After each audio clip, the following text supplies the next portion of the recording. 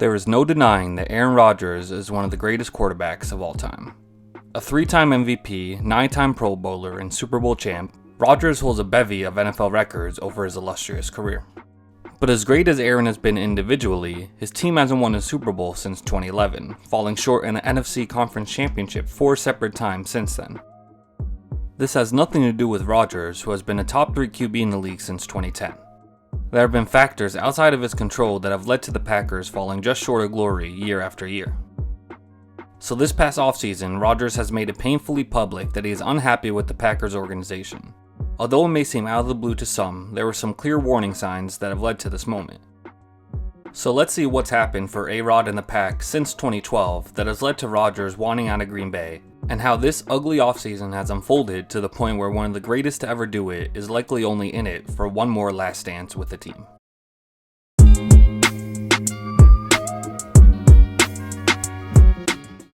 Real quick, before we start, make sure to subscribe to my channel and click on the bell to notify you for weekly videos. We're inching closer and closer to the 1K sub mark, so if you haven't subbed, make sure to do so.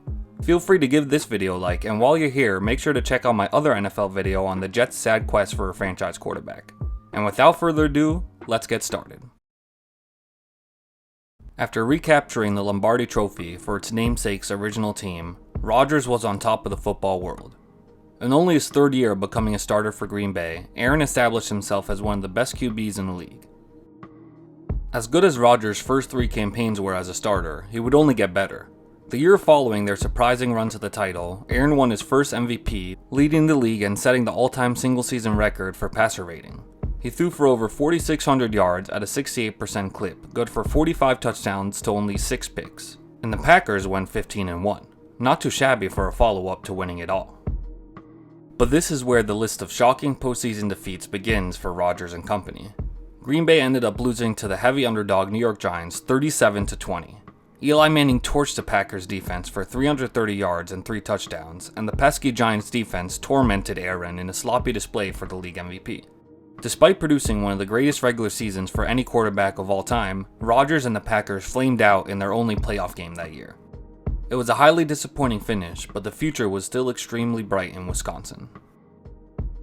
Rodgers had a worthy encore in 2012, producing another Pro Bowl season, throwing over 4,000 yards again at a 67% clip for 39 touchdowns to 8 picks. He once again led the league in passer rating, and the Packers went 11-5, a slight dip from their previous season, but still netting them a wildcard spot. They won their first playoff game against the Vikings, but again lost in the divisional round, this time to the 49ers. Once again, the Packers defense couldn't hold up against the relentless San Francisco rushing attack, and it was another miserable end to the year for Green Bay. At this point, people began to wonder for the first time if the Packers had enough to win it all again. Yes, they had probably the best QB in the game now with Rodgers, but giving up 37 points to the Giants and then 45 to the Niners in back-to-back postseasons showed a major flaw for Green Bay, their lackluster defense. This would be one of the main reasons for their playoff failures in the following 4 seasons from 2014 to 2017. It was deja vu for the Packers in 2014 as they lost to the 49ers in the wildcard round.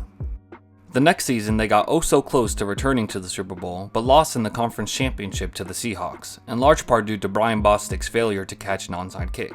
Aaron collected his 2nd MVP award that season, but again the Packers defense collapsed with under 5 minutes left and blew another chance to make the Super Bowl.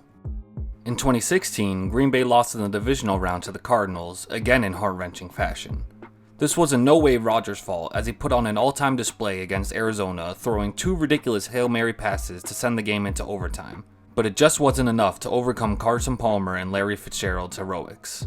Once again, the Packers D didn't hold their end of the bargain. In 2017, the Packers made it back once again to the conference championship, but again lost, this time to the Falcons. At this point, I think you could guess what happened. It was just disappointment after disappointment, season after season for Rodgers and Green Bay. After years of making the playoffs and coming up short, the Packers missed the playoffs for 2 straight seasons. This was in part because in 2017, Rodgers had a lingering shoulder injury that limited him to 7 games, his lowest number since 2013.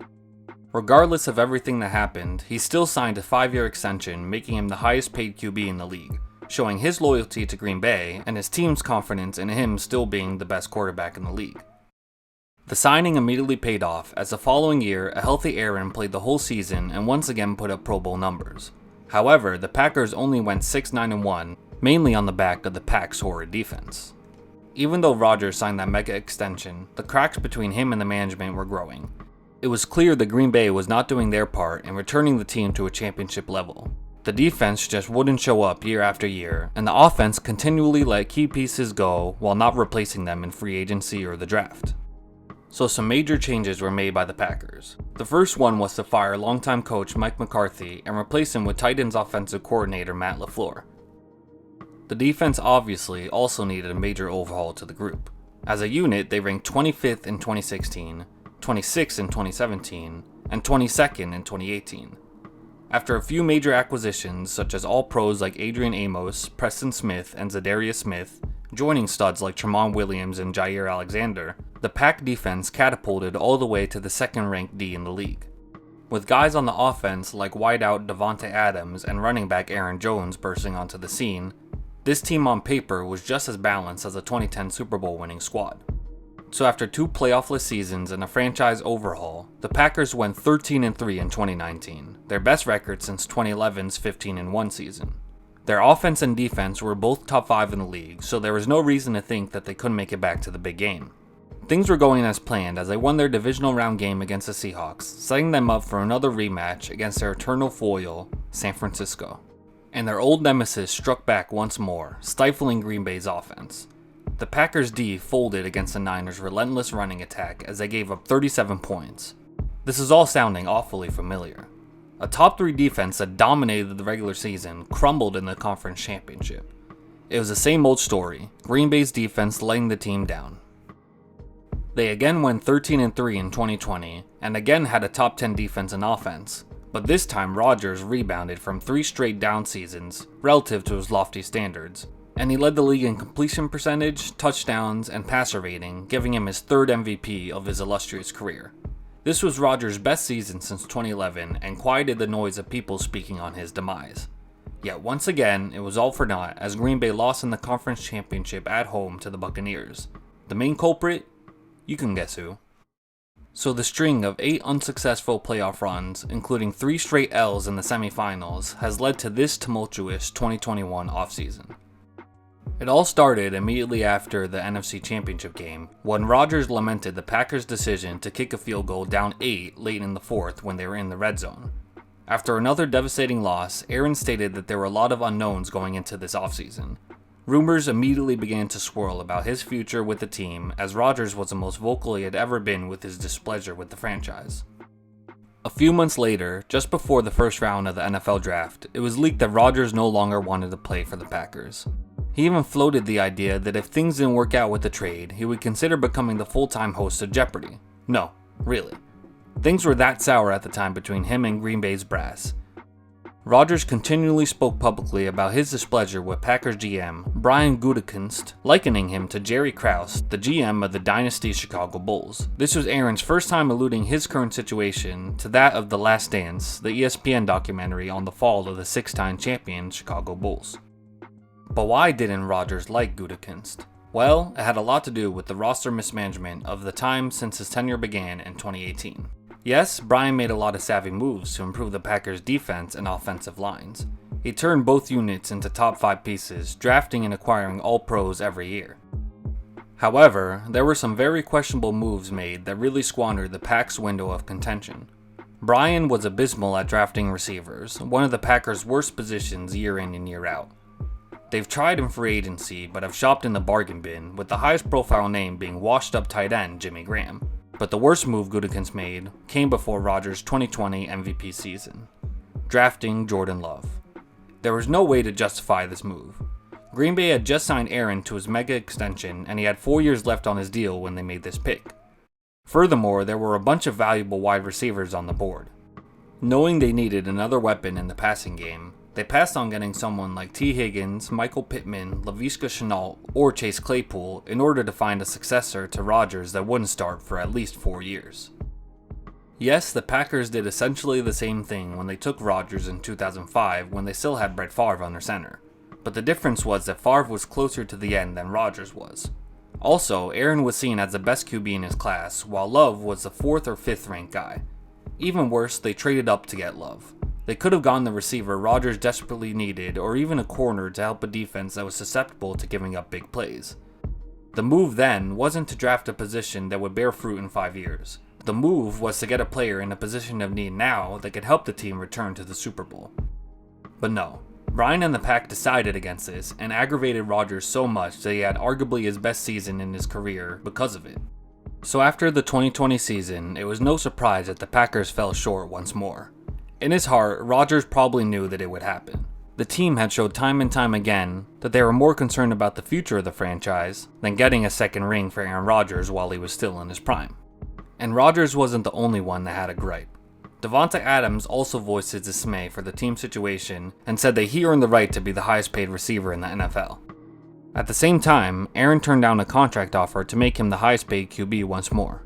But he didn't want that, and he favored finding his own freedom instead of re-signing with the team. But it seems that both players are probably in it for at least one more season, since they simultaneously posted a picture of Jordan and Pippen on their IG stories, another reference to The Last Dance. The message? This season will be the last for the duo before they try to find greener pastures outside of Green Bay. So even after Aaron's months-long tirade to try and get himself traded, he's still on the team and has reported to camp. This isn't without a few concessions made by the team along the way. They restructured Rodgers' contract so he wouldn't lose money in 2021 and the team gets more cap space for the season. Furthermore, they voided the 2023 part of his contract, leaving the possibility for him to leave after 2021. Lastly, there are no more franchise tags allowed, giving Aaron even more freedom moving forward. These are big concessions for a team to make, but they are doing so in the hopes that Rodgers will end up staying with the team. It seems like Rodgers is hell-bent on leaving after this upcoming season. So it begs the question, will this actually be his last stance with the team? Or will he end up finding new life with Green Bay and stay a little while longer? If you're asking me to predict, I'd say that he's leaving after this season no matter what, but there is room for a slight possibility of him staying. In my opinion though, they would have to win the Super Bowl and get rid of Gutekunst by the end of the season. Both are seemingly quite unlikely at this point, so Packers fans, don't hold your breath. If the Packers flame out in the playoffs like they usually have, it would only give Aaron more ammo in his gunfight with the franchise. So unless some major change of heart and circumstance happens, Rodgers is gone. The only thing left to ask is how this season will go and where he will be after it ends.